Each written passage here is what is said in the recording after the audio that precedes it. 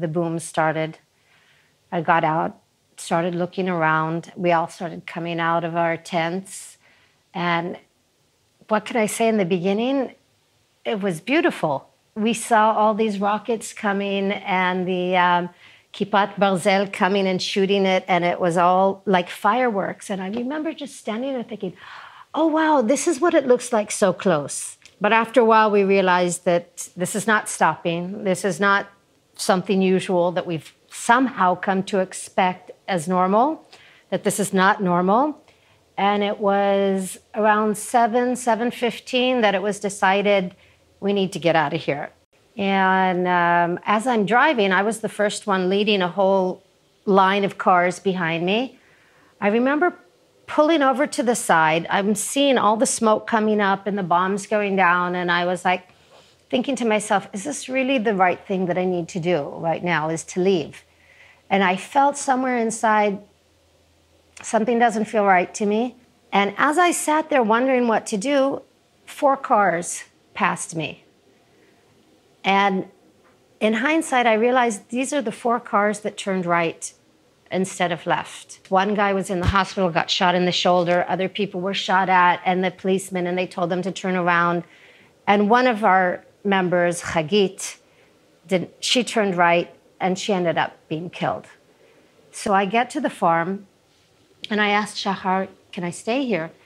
And he's like, yes, I think everybody should stay here. And behind me, all the other cars stopped, and there were a lot that made the decision to stay.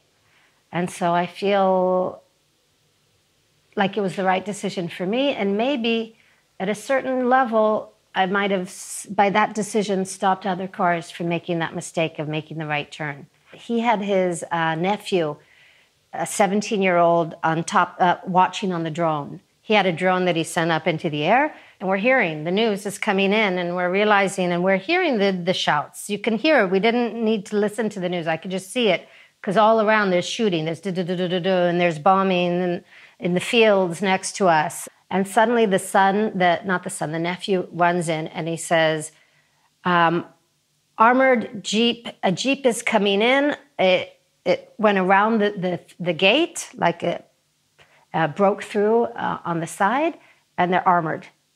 And we didn't know who it was. We didn't know. We just knew there's armored people, a jeep coming in with people with guns. And we all ran and hid. I hid under the bushes. I found a place. And the strangest thing was that I was so calm the entire time.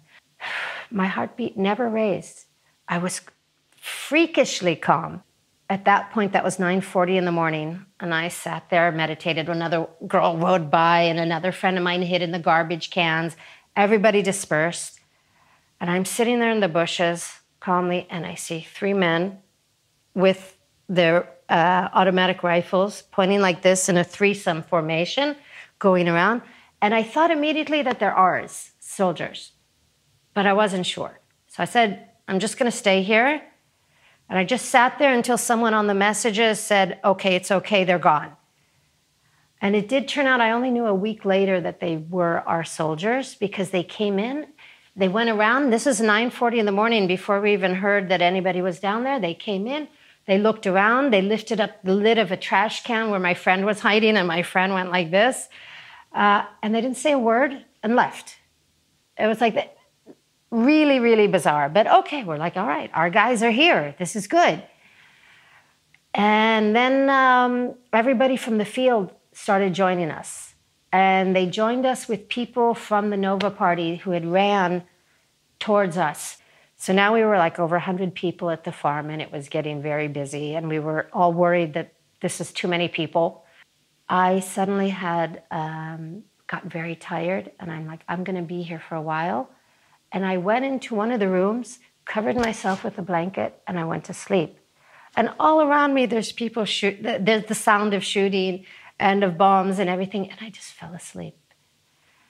But I think I needed that, because I knew I needed my strength to get out of there in the evening. We know from collecting everyone's stories that the terrorists were around us 360. They were at that same gas station earlier that day. They were by the gate to the farm. They were on the other side of the farm. They were basically all around us, but somehow I felt like I was in a bubble. Like that day, I was fine. I was strong. I was calm. The next day, I completely fell apart, knowing what had happened. I think that's the hardest thing, is knowing that I was there and all of these atrocities were happening all around me, all at the same time. It's just completely surrealistic, and yet it's our new reality.